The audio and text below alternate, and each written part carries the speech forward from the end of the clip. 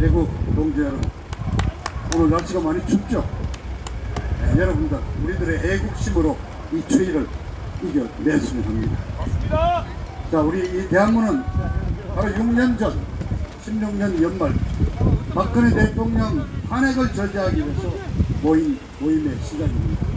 자, 오늘로 박근혜 대통령께서는 1724일째 불법 구금돼 계십니다. 만 5년이 다 돼가니까 4년 9개월째입니다. 이번 10년 혹시 사면 석방이 있지 않을까 많은 분들이 기대를 하신 것 같습니다만은 월요일날 사면심사위원회가 구성이 되어 있습니다. 그러나 청와대 쪽 반응은 검토한 바가 없다. 아마 기대할 건 없다고 생각합니다. 그러나 여러분, 우리는 단 한 번도 박근혜 대통령에 대한 사면을 요구한 적이 없습니다. 사면이라는 것 자체는 본인이 죄가 있다고 인정을 하고 문재인에게 특별한 은혜를 베풀어 달라고 그걸 애를 하는 거기 때문에 우리는 단 한 번도 사면을 요구한 적이 없습니다. 그리고 본인 역시 대통령 본인께서도 지금 침묵의 투쟁을 계속하고 계십니다. 사실 반성문을 써라 하는 요구가 많았습니다. 탄원서 식으로 반성문 하나 쓰면 풀어주겠다. 반성문 썼으면 벌써 2년 전 19년 연말에 나오셨습니다. 그러나 본인은 본인의 무죄 석방을 확신하고 계십니다. 겉으로는 합법을 가장을 하더라도 법 절차를 다 지켰더라도 실제 그 안에 정당성이 없으면 이거는 법치가 아니라고 분명히 말씀했습니다. 박근혜 대통령이 이 문재인 정권에게 보내는 엄중한 메시지입니다. 탄핵 인정할 수 없고 탄핵은 정당하지 못한 거고 본인의 확신은 우리 국본의 박근혜 탄핵 무효의 구호가 더 확실하게 입증되는 순간입니다. 자, 여러분, 우리 박근혜 대통령님의 건강과 조속한 석방을 여러분들 많이 기도해 주시기를 부탁을 드립니다. 자, 오늘 정치 얘기를 좀 할 수밖에 없죠. 우선 저쪽 더불어당의 이재명이라는 친구를 얘기를 해야 되겠는데, 그 전에 정말 이번 대통령 선거는 저도 나이가 꽤나 들어서 선거를 한 6, 7번 현장 취재기자로서도 취재도 하고 다 치러봤는데 이런 선거가 없습니다. 자, 대통령에 출마를 하게 되면은 내가 대통령이 된다면은 대한민국을 나는 이렇게 끌어가겠다. 내가 정권을 잡으면은 이렇게 정리하고 이렇게 새로운 미래를 만들어가겠다. 미래를 얘기하는 선거 운동이 돼야 합니다. 그런데 이건 미래가 없어요. 지금 이 선거는 완전히 과거사들 축에 바꾼 거예요. 자, 그 다음에 이성대. 그냥 한쪽은 완전히 폭석은 과일이고 이쪽은 정도는 좀 덜한 이것도 상했어. 먹으면 배탈 나. 이런 음식 두 가지를 해놓고 우리 국민들에게 선택을 강요하고 있는 참으로 지겹고 더러운 선거다. 자, 우선 이재명이는 또 말디지 공같이다. 지난 주말 사흘을 대구 경북 지역을 방문했습니다. 역시나 전두환 대통령 잘했다고 또 거기 가서 또 그랬다고 표 얻으려고요. 그런데 아마 그 다음날 다른 모임에 가면은 쟤들끼리 있으면 그럴걸요. 내가 전두환이 잘했다 그러니까 그 진짜인 줄 알겠지. 웃고 이러겠죠. 이재명이 하는 말은 정말입니다. 입만 열면 숨 쉬는 것 빼놓고는 전부 다 거짓말이 아닌가 생각합니다. 근데 이번에 또 일이 터졌죠. 아들이 또 비리가 터졌어. 어린 아들 29살 아직 직장도 못 구한 아들 그런 얘기 하면 좀 우리 그렇죠. 그런데 이게 심각한 문제란 말이에요. 도박을 했다면 도박. 대한민국의 도박은 범죄입니다. 근데 인터넷을 통한 도박을 했는데 그냥 게임으로 한 게 아니라 돈을 걸어놓고 했단 말입니다. 근데 이것도 이자가 이 젊은 친구가 그런 애들이 모이는 커뮤니티에다가 오늘 나 돈 500만원 땄다고 자랑을 하고 또 어느 날은 돈을 잃었다고 또 불만을 하여튼 이런 글이 몇백 개야. 이 증거가 딱 드러나니까 바로 그날 오후에 이재명이가 또 사과를 했어요. 아이고, 우리 아들이 잠시 어느 기간 동안 좀 도박에 좀 빠져 있었는데 2020년 7월 작년이죠. 작년 7월 이후는 끊었다. 그리고 뭐 빚이 한 1,000만 원 있었다 이렇게 얘기를 해. 바로 사과를 했어요. 또 이 기레기 언론들은 이재명이는 아주 즉각 폭풍 사과를 했다 넘어갔다 그랬는데 바로 어제 아침부터 다 터져나왔죠. 문제가. 자, 최근까지도 해서 며칠 전까지도 다니고 있는 기록이 또 SNS에 이자가 글을 다 올렸어. 그런데 2017년에 5천만 원 빚을 갚았어요. 근데 이 아들은 아직도 알바하는 비정규직 수준인데, 아니 인턴 잠깐 다니고 5천만 원이 어디 있어? 이게 도박 빚 아니겠어요? 그런데 또 지금 현재 1,000만 원 빚 있다고 그랬는데, 지금 현재 올해 신고한 재산이 5천만 원이 넘어. 그 돈 어디서 생겼어? 알바해갖고 5천만 원씩 버나? 아니면은 타짜라 가지고 도박해가지고 돈 딴다? 이거 그냥 줬다면은 이재명이가 용돈을 5천만 원씩 줬다면 이건 정류세 받아야 되죠. 그런데 이자가 더 문제인 게, 돈을 따가지고 나 오늘 돈 땄다, 돈 따가가지고 어디 가서 여자 사 먹었다 이런 표현을 썼어요. 이게 저희들은 몰랐는데 돈으로 성매매하는 거를 젊은 애들 어느가 여자 사 먹었다 그런답니다. 그러니까 성매매인 거 아니에요 이자가. 이 젊은 애가 쓰레기 같습니다. 이거 완전 쓰레기야. 그러니까 이재명이만 봐도 전과 사범에다가 공짜 연애했다가 거짓말 밥 먹듯이 하고 조폭 그냥 변호사고 자기 조카는 그냥 살인범 흉악 살인범에다가 부인은 갑자기 밤 11시 반에 응급실에 실려가고 이랬는데 이제 아들까지 도박에 성매매 일 터지니까 아이고 저 이재명이 집안 완전 개차반이구나. 그런 정도 집안이라면 대통령 하겠다고 나오는 것조차가 안 되는 거 아닙니까? 우리 정말 수신제가 집안부터 다스리라 그랬는데 이런 개차반지 오죽했으면 애가 저렇겠냐. 근데 이게 끝이 아니에요. 지금 일부 유튜브에서는 이번 주말 또 아들 하나 더 있는데 그것도 문제 있다는 얘기 나오고 대장동 비리가 또 이번 주말에 새로 터진다고 국힘당에서도 그러고 있죠. 오죽하면은 이제 저쪽에서 후보 교체하자는 얘기가 나왔습니다. 그것도 대깨문의 단체인 깨어있는 무슨 시민연대라는 단체가 며칠 전에 공식으로 그것도 광주 한복판 금남로에서 후보 교체하고 이재명 후보 사퇴하라고 시위를 벌였습니다. 그리고 또 한 단체는 법원에다가 대통령 후보 자격정지 가처분 신청을 내겠다고 발표를 좀 했습니다. 그래서 지금 여러 정치평론가들 여의도 이쪽에서는 다음 주 동지가 있죠. 22일이 동지 전후로 해서 아마 동지 섣달에 아마 대란이 일어날 거다. 12월 안에 정리하면 새로 뽑아가 할 수 있다 이래가 좀 후보 사퇴 얘기가 많이 돌고 있습니다. 그러나 사실 후보 사퇴가 그렇게 쉬운 일이 아닙니다. 또 이 이재명이라는 자가 스스로 그렇게 사퇴하겠습니까? 절대 안 하죠. 하여튼 난리를 칠 거라고 보고 있습니다. 우리 지켜봅시다. 그런데 추운 날씨니까 재미삼아 한 말씀. 며칠 전에 월요일인가 경주에 갔죠. 이 경주 이시랍니다. 그래서 경주 이시 집안 시항제를 지내는데 아마 그래도 도지사까지 대통령 후보니까 아마 집안에서 초청을 해서 술잔을 하나 올리는 헌관으로 아마 이제 준비가 된 모양입니다. 그래서 보셨죠?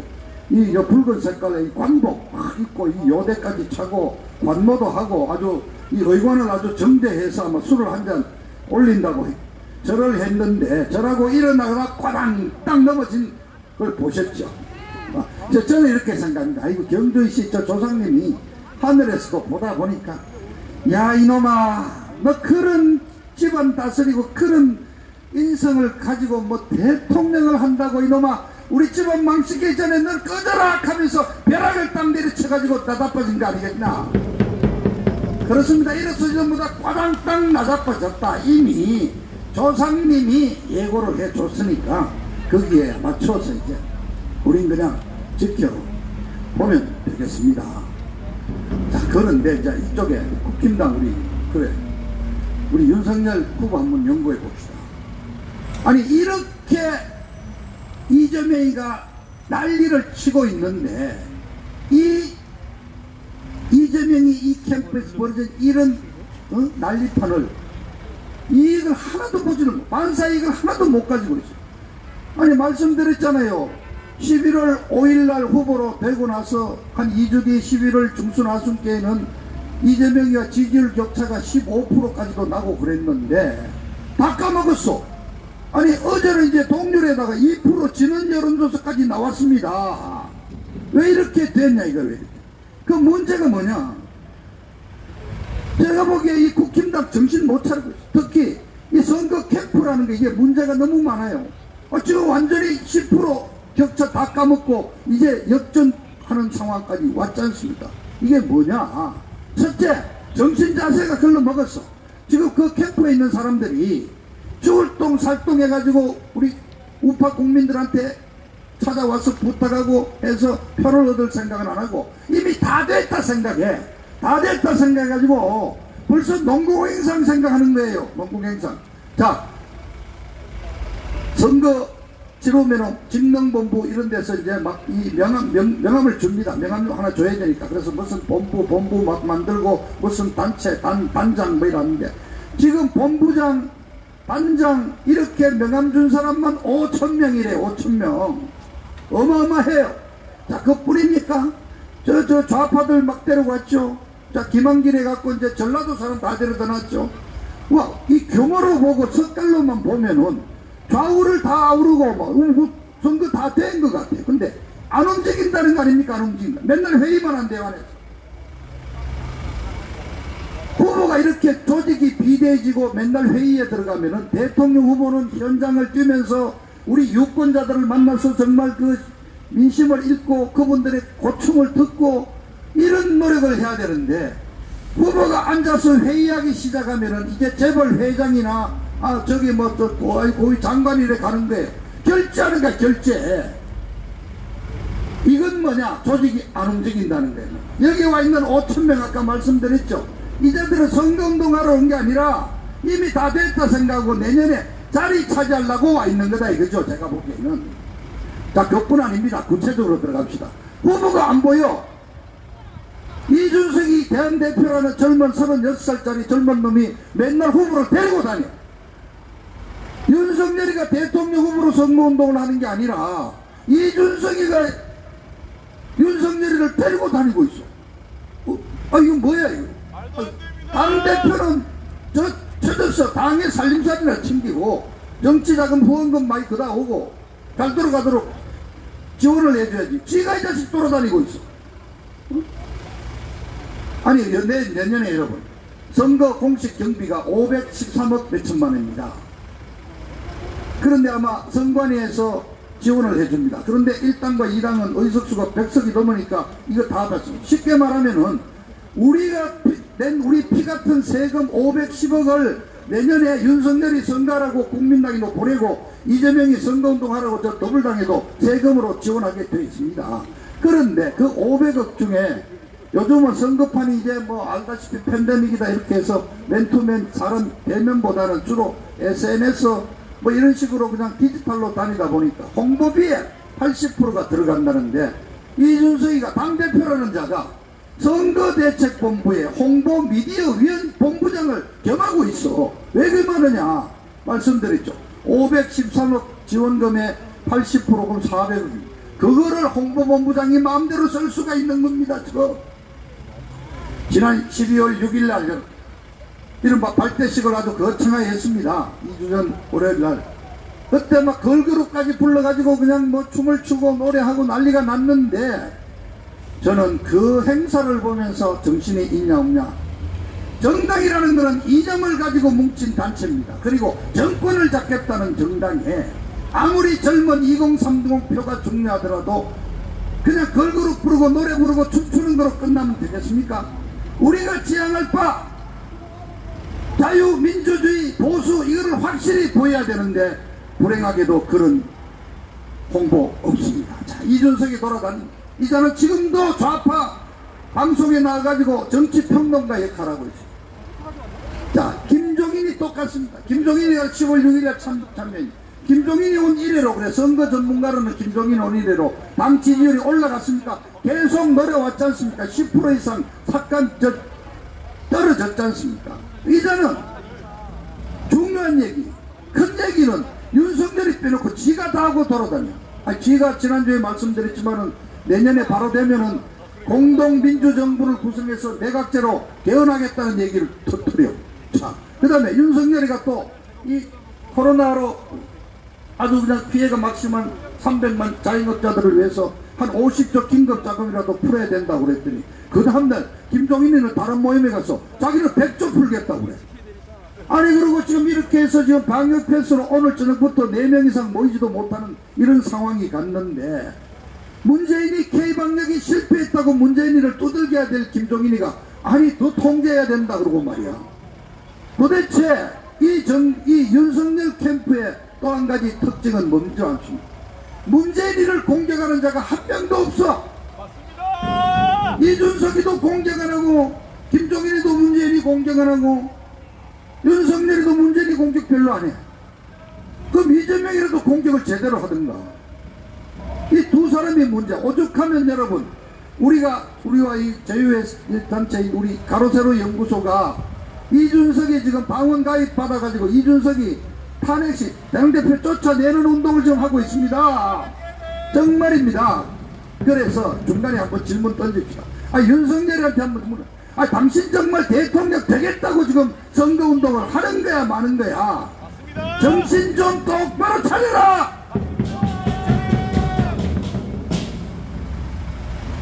자, 더 얘기해 볼까요? 검사만 죽을죽을합니다. 그 옆에 권성동이 제척건 검사 출신이죠. 원희룡이 정책본부하는 원희룡이 검사 출신이죠. 종합 특보단장한다는 권영세 검사죠. 악마 손잡는 김재훈이 그놈도 또 검사 출신이죠. 검사가 줄줄해. 최근에는 며칠 전에 여성 정책을 통과하는 여성 본부장 겸 공동선대위장으로 누구를 또 모셔왔는데 조희진이라고 여자로 사법고시에서 들어갔다가 부장검사 제일 먼저 됐고 검사장도 제일 먼저 한 또 검사 출신 여성을 모셔다 놨어.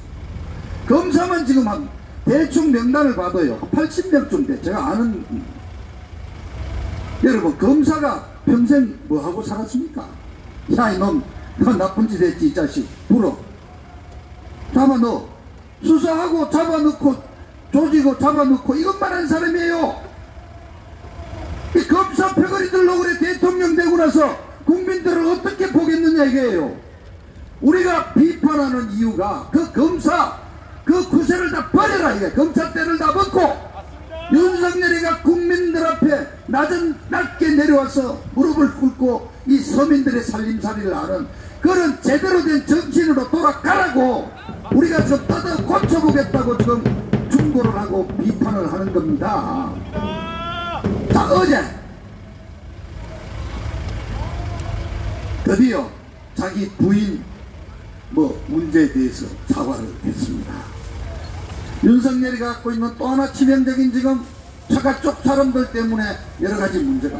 자, 장모는 이미 다시 구속돼 있고, 자, 김건희 문제가 터졌어요. 한 4일 전부터 터졌습니다. 그러니까 왜 지지율 까먹었냐?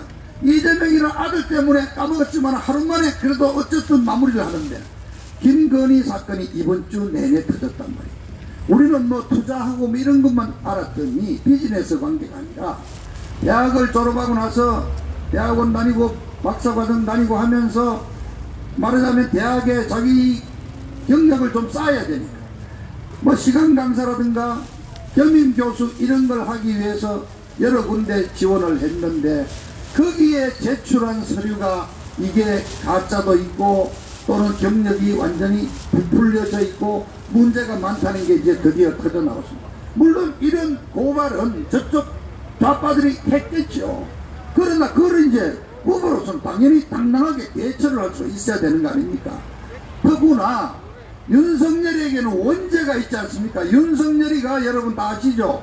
이렇게 대통령 후보까지 떤 원죄가 뭡니까? 원죄가 그 이유가 뭡니까? 바로 19년에 문재인이가 어거지로 법무장관에 임명한 조국이 가족을 수사해가지고 결국은 낙마를 시키고 조국이 딸내미 문제를 삼았는데 그 부인이 결국 구속돼 있죠. 그 내용이 뭡니까? 조국이 딸내미 의과대학 보내려고 동양대학교 총장 명의의 표창장 가짜로 하나 위조한 것 때문에 들어갔지 않습니까? 그런데 쟤들이 그걸 놓칠 리가 있습니까? 저 좌빨들이.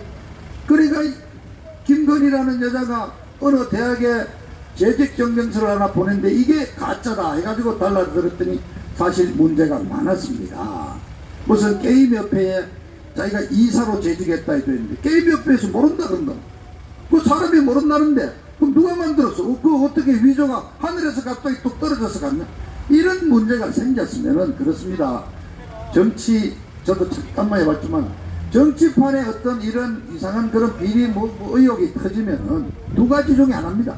빨리 아이고 죄송합니다. 그럼 뭐 법적인 문제는 안 되겠지만은 아이고 어쨌든 내가 국민 여러분에게 심려를 끼쳐드려서 죄송합니다 하고 컨절하고 빨리 끝내는 방법. 아니면은 진짜 확실한 증거를 갖고 와서 가고 막 바로 고소하고 막 명예훼손 고소하고 한번 되돌든가 두 가지인데 김건희 씨 비리가 터지자마자 여러분 윤석열이는 계속 물타기 하고 아니 사실 확인을 더 해봐야지 뭐 내가 사과하든 말든 한다고 그러다가 망발을 또 했죠. 아니 뭐 겸임교수 뽑는데 뭐 시간 강사 뽑는데 뭐 그거 뭐 서류 다 들여다보고 하느냐고 다 알아서 연줄로 다 미리 책정해 있다고 소리를 해가지고 지금 이제 전국에 시간 강사 협회 그것도 노동조합이 있습니다. 말 들고 일났잖아요. 정말입니다. 대학교 저 대학원 특히 인문학 계통에 박사과정 다녀가지고 박사학위 따고도 시간 강사를 얻으려고 고생하는 분 국문학, 영문학, 사학, 철학 하시는 교수님들 얼마나 힘들겠답니까? 그런데 뭐 서류 그런 거 보느냐고 다 알아가 연줄로 하는 게 겸임교수고 시간 강사 이 따위 망발을 하다가 결국은 밀리니까 나흘 만에 어제야 드디어 하여튼 뭐 국민들에게 심려를 끼쳐서 송구스럽다 딱 한 넉 줄짜리 뭐 사과문을 읽고 그냥 집에 갔는데 죄송합니다만은 여러분 윤석열 후보 미안해 그걸로 해결이 안 돼요.